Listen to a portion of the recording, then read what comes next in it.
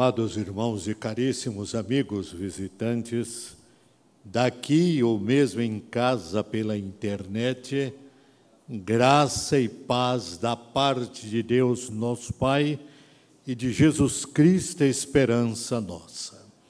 Na quarta-feira passada eu prometi aos irmãos presentes que a mensagem de hoje teria como tema "Antes que o inverno chegue". Aquela palavra de Paulo a Timóteo, quando lhe solicitava alguma coisa. Entretanto, irmãos, que aqui estivestes na quarta-feira passada, aprove ao Espírito Santo de Deus falar-me ao coração com muita insistência, obrigando-me, naturalmente, sob sua soberania, a mudar aquele tema, razão pela qual eu convido a igreja à leitura de dois textos da palavra de Deus. O primeiro no livro dos Salmos, no capítulo 56, os versículos 3 e 4. Por termos dois versículos e seguindo o princípio já anunciado, herança da reforma, eu lerei o verso 3 e a congregação nos fará o favor e participação de ler o verso 4. Assim está escrito: em me vindo o temor, hei de confiar em ti.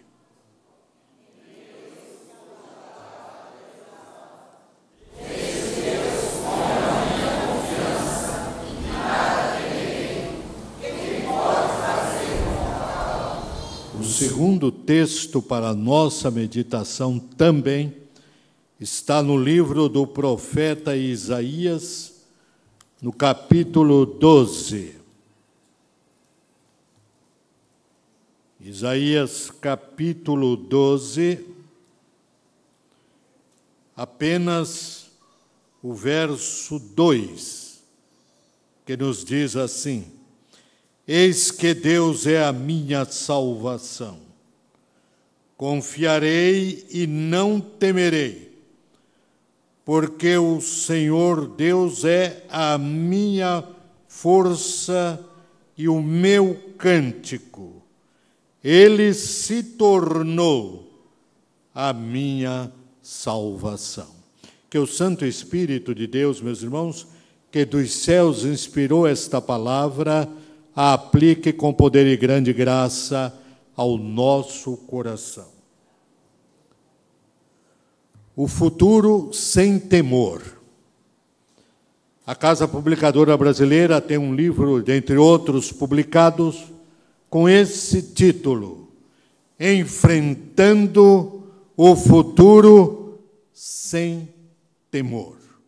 Meus irmãos, nós estamos já nos limites do ano 2011, no seu final, já nos albores de 2012. Não apenas por se tratar de um ano novo, mas nas limitações naturais do ser humano, o futuro é sempre uma interrogação. Embora haja festas, espolcar de bombas, alegrias e euforias, há no final das contas, na alma e no coração, uma pergunta que nos reserva o amanhã. Como enfrentarei o futuro que se avizinha, não apenas de um ano novo, mas de um dia novo a cada passo, a cada momento. Embora a preocupação humana nos leve a estas indagações, os textos da Santa Palavra de Deus que acabamos de ler têm o dom gracioso de trazer ao nosso coração a tranquilidade, a serenidade diante do mistério do desconhecido, a tranquilidade diante do amanhã que nós ignoramos. Os dois textos se afinam por duas verdades preciosas e soberanas. A primeira é a possibilidade de haver o temor. A segunda, acima do temor, é a bênção da confiança. Confiança que tranquiliza, confiança que traz serenidade à alma e paz ao coração.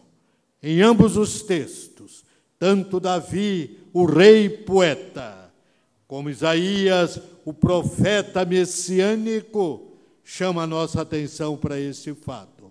A preciosidade da confiança no Senhor como fator determinante da tranquilidade ante o futuro. Meus irmãos, e por quê?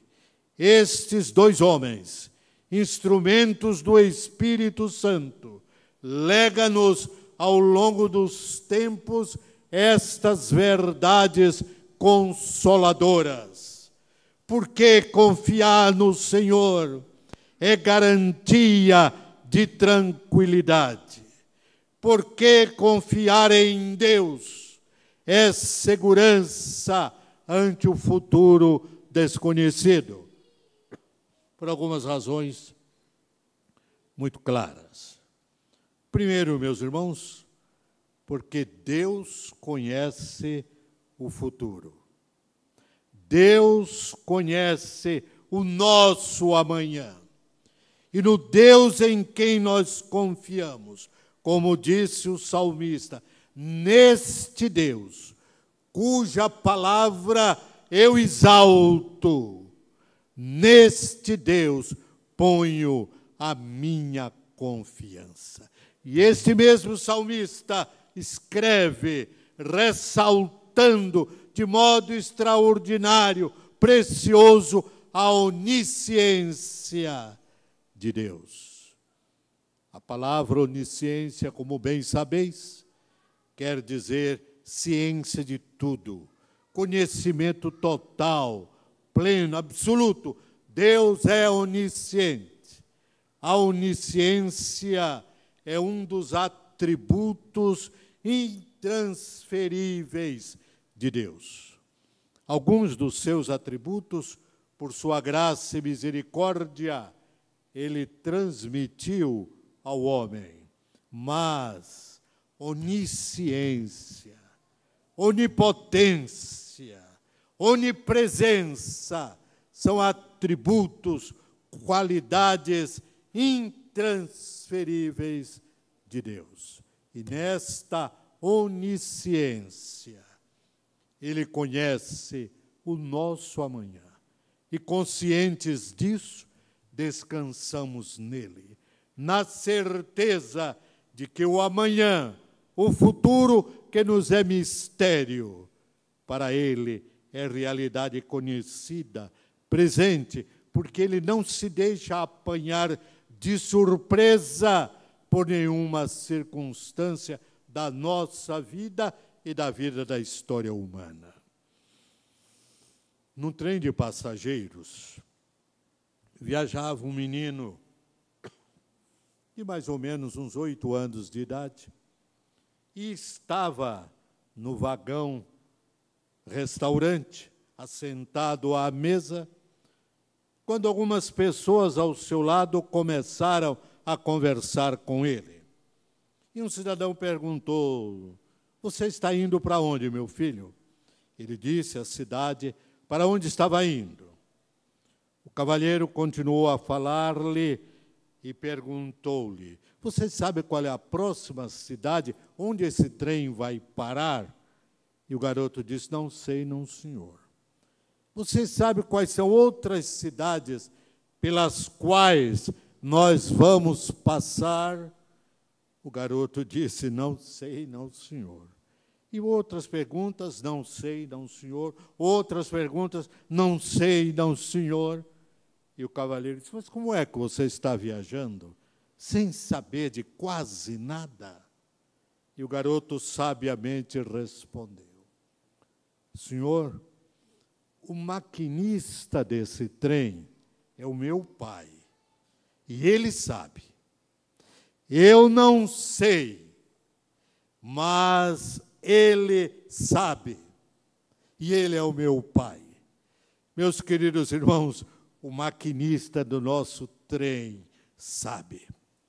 Nós podemos não saber e não sabemos o que nos espera amanhã, o futuro, 2012, 2013, 2014, apesar do pastor ter escrito que os maias já profetizaram 2012 como o fim do mundo. Mas isso é apenas uma hipótese, uma quimera. Na verdade, nós não sabemos, mas o Pai sabe. A tranquilidade que nos vem à alma e ao coração resulta disso. Deus conhece o futuro. E este Deus que conhece o futuro é o Deus que nos toma pela mão, é o Deus que nos conduz, é o Deus que nos carrega por vezes nos seus braços onipotentes. É o Deus que tudo pode e o Deus que não nos desampara. A confiança tranquilizadora, como disse o profeta, eis que Deus é a minha salvação. Eu confiarei e não temerei.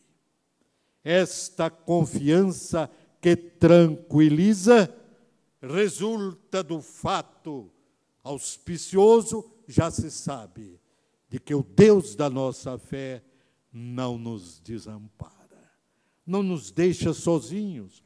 O senhor e a senhora, você jovem, nós irmãos, não estamos sozinhos, não estamos entregues ao sabor do acaso. O Deus onipotente vela por nós.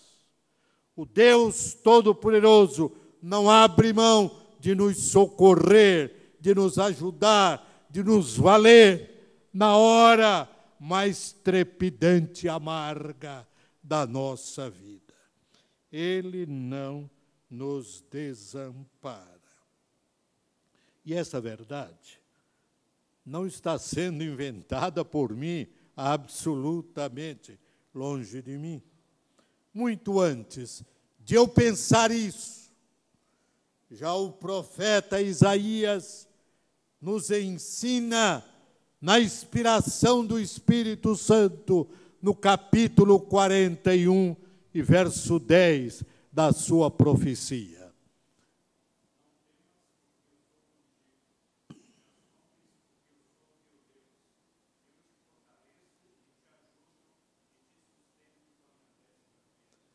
Não temas, porque eu sou contigo.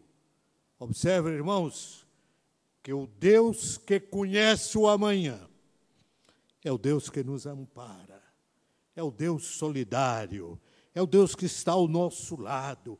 Eu estou contigo, eu te ajudo, eu te fortaleço, eu te sustento com a minha destra fiel. O futuro, que é um mistério para nós, uma incógnita, dada a nossa limitação, é conhecido pelo Deus da nossa fé. E este Deus que conhece o nosso amanhã não nos desampara. E essa verdade sacrossanta e peregrina vibrou de tal maneira na alma do salmista que ele a proclama num gesto de reconhecimento notável, quando no Salmo 94, verso 14, nos ensina assim: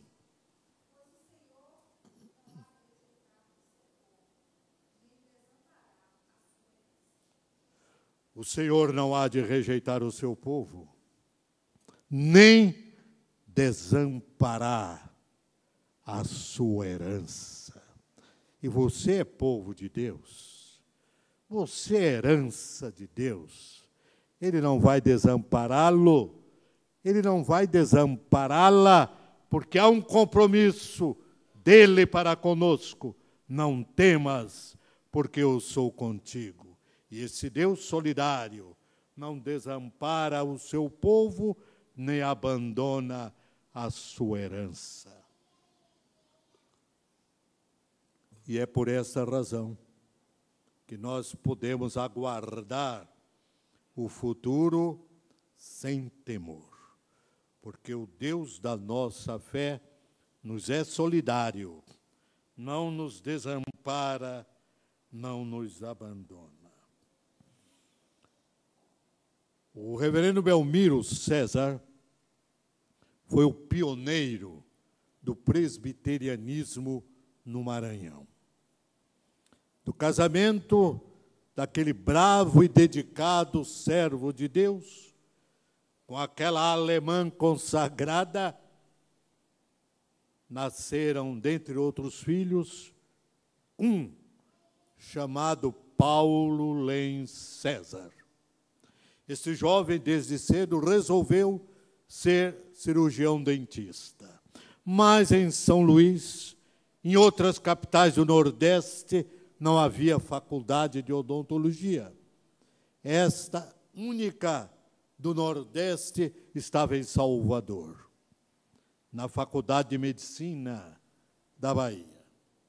Com muito sacrifício, o pai, pioneiro, em igreja pequena e pobre, sustentando uma família grande, enviou o filho que apaixonadamente queria ser dentista para estudar em Salvador.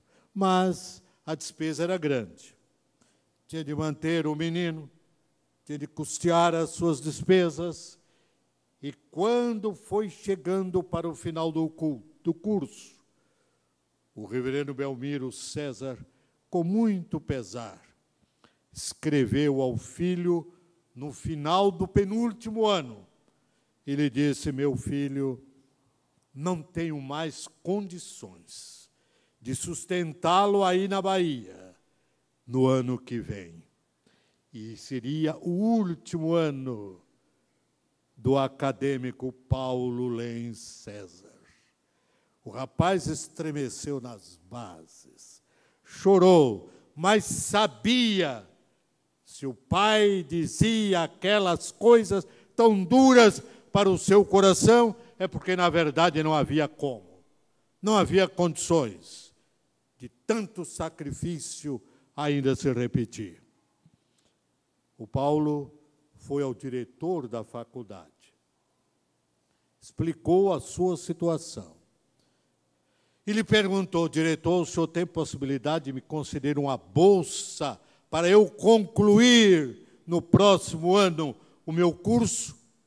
O diretor lhe disse: Paulo, eu lamento muito, mas nas condições financeiras em que nos encontramos, não temos condições de lhe dar esta bolsa. Paulo sai, vai para a pensão onde morava, e aquela noite foi uma noite de lágrimas, uma noite de oração, uma noite de luta com Deus, pedindo: Senhor, não me desampares, eu estou às vésperas de concluir o meu curso de odontologia, Senhor. O meu pai não pode mais ajudar-me. Ordena a tua bênção, abre-me uma porta, não me desampares. E falou assim com o seu Deus, o Deus que ele aprendera a conhecer na casa do seu pai. De manhã, refeito do sofrimento da noite, ele vai à faculdade. E quando ele passa em frente à porta do diretor, Este sai depressa e diz: Paulo, vem aqui. E Paulo Lenz César entra na sala do diretor. E ele disse: Paulo, de ontem para hoje eu me lembrei de um detalhe. O nosso jardineiro foi embora. E quem sabe você poderia aceitar o encargo de jardineiro e com seu trabalho pagar a sua faculdade? E o Paulo disse: senhor, muito obrigado. Assustou o diretor, porque o senhor não era ele, o diretor, era o Deus de toda a graça, a quem ele agradecia. E disse ao diretor: senhor diretor, eu aceito o cargo e o senhor acaba de contratar o melhor jardineiro da Bahia. Assumiu as funções de jardineiro, trabalhou da melhor maneira possível. No ano seguinte, concluiu o seu curso de odontologia. Trabalhou no São Luís do Maranhão, desceu para o Rio de Janeiro, com o pé passados tempos, tornou-se odontólogo, dentista, cirurgião do presidente Getúlio Vargas. Getúlio Vargas, após a Revolução de 30, teve problemas graves em seus dentes e perguntou a um dos seus assessores dali do Rio de Janeiro: qual é o melhor dentista que nós temos na cidade? E o assessor lhe disse: o melhor dentista é o doutor Paulo Lenz César. Getúlio Vargas pediu a sua presença. E o Paulo foi e o atendeu e se tornou não apenas o cirurgião dentista do presidente Vargas, mas também o seu amigo, o seu conselheiro, de tal maneira que quando Paulo Lenz César faleceu precocemente, Getúlio Vargas mandou representá-lo o seu próprio filho, e com ele um cartão para a viúva de Paulo Lenz César. No texto ele dizia: perdi não apenas o meu cirurgião dentista, mas o meu amigo e o meu conselheiro. Tudo isso, meus irmãos, porque o Deus em quem nós cremos, o Deus da nossa fé, que conhece o nosso amanhã, é também o Deus que não nos desampara. E esta verdade peregrina nos dá tranquilidade ao coração. Eu sei que não estou sozinho. Eu sei que o meu caminho é vigiado por Deus, o Deus que conhece o meu futuro e que jamais me desamparará. Mas, finalmente, meus irmãos, estas verdades que nós lemos nos dois textos bíblicos que nos falam da importância da confiança em Deus, justificam-se porque o Deus da nossa fé é o Deus que trabalha por nós. É o Deus que trabalha por nós. Ele não apenas conhece o nosso futuro, Ele não apenas nos ampara e nos acolhe e nos é solidário, Ele trabalha por nós. Há um texto bíblico que pode, de repente, causar surpresa ao leitor desavisado. Mas o crente que conhece a palavra de Deus, que tem intimidade com Deus, sabe o que isto significa. Esse texto a que me refiro está no livro do profeta Isaías, no capítulo 64, versículo 4.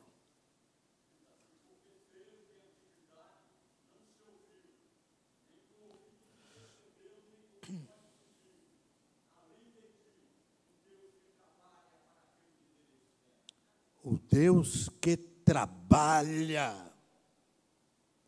para aquela que nele espera. O Deus da sua fé trabalha para você.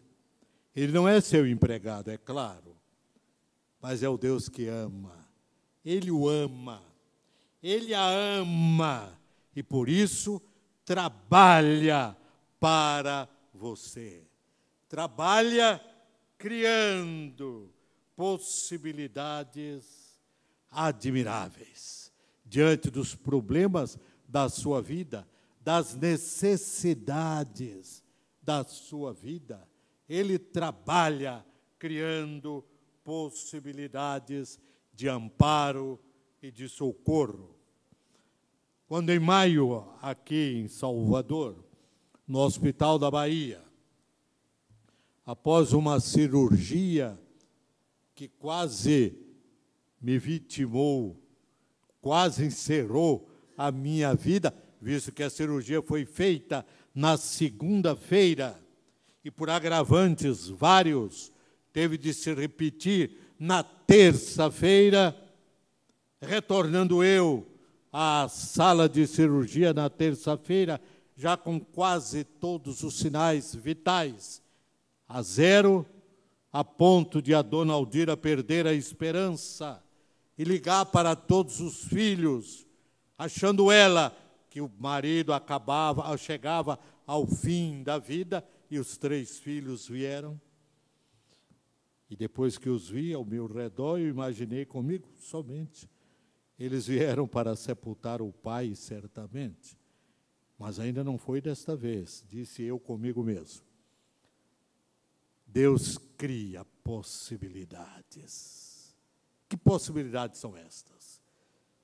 Depois de 64 dias de hospital, de 16 dias de UTI, o médico cirurgião virou-se para mim e me disse: o senhor tem onde ficar aqui em Salvador?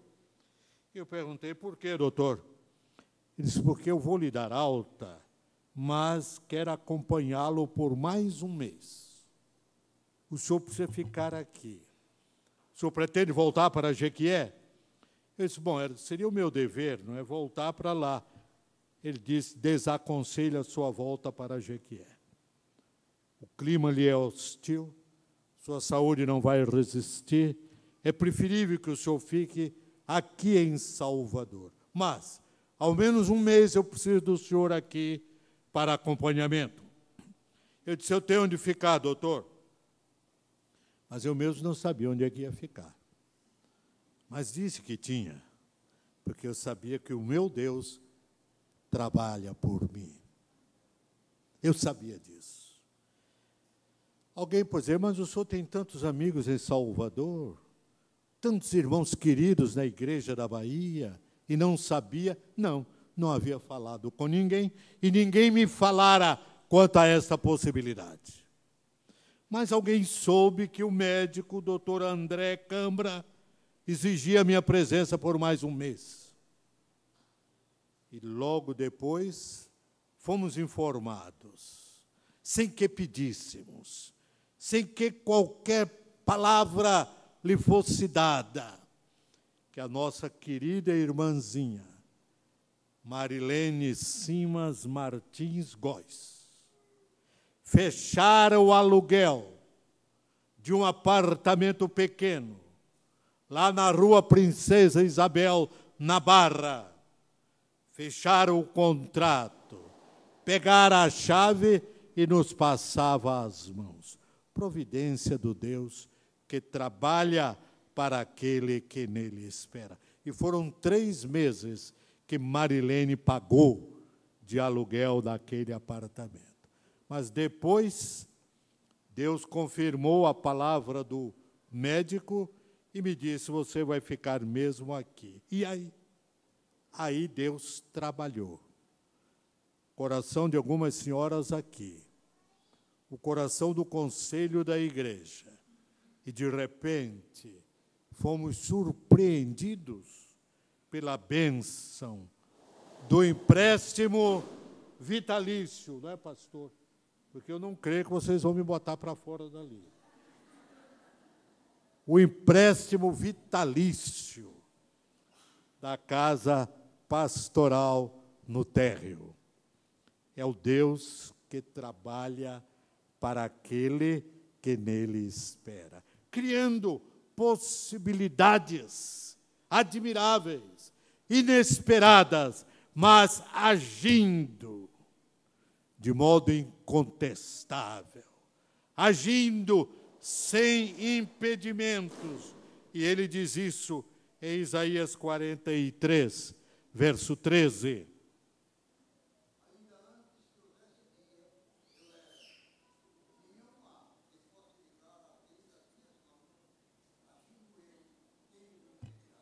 Agindo eu, quem impedirá? O Deus que trabalha por nós age sem impedimento. Uma senhora pobre ouvia um programa de rádio, um programa evangélico, e foi ao telefone público e ligou lá. E disse, olha, eu estou sem comida, e se os irmãos puderem me ajudar, eu preciso de alimento. Dentre os vários ouvintes daquele programa, estava um bruxo, maldoso, perverso. Chamou um dos seus assessores e disse, olha, você vá ao supermercado, faça uma grande compra e leve para aquela senhora, cujo endereço nós acabamos de anotar. E quando ela lhe perguntar, quem mandou isso? Você responde, foi o diabo. Ele era um bruxo mau. E os empregados foram e levaram a cesta. E aquela senhora alegre agradeceu. Muito obrigado, meu filho. E foi arrumando logo as coisas. O enviado do bruxo perguntou-lhe, senhora, a senhora não quer saber quem foi que lhe mandou isso? Ela disse, não, meu filho, nem precisa. Porque quando Deus manda, até o diabo obedece. O Deus em quem nós cremos, o Deus da nossa fé, é o Deus que trabalha e trabalha para nós sem impedimento. Ninguém pode impedir, ninguém pode deter. Por isso, façamos nossas as palavras do poeta sacro, quando diz, confio em Deus. Aonde quer que vá, na terra firme, ou sobre o irado mar. Vem aqui, meu profeta, e canta conosco esta verdade consoladora. Confio em Deus. Faça deste ano que se avizinha, o ano da sua confiança. É mais do que uma simples fé. Fé é o assentimento a uma realidade. Confiança é a aceitação plena e total da providência de Deus. Que Ele nos abençoe.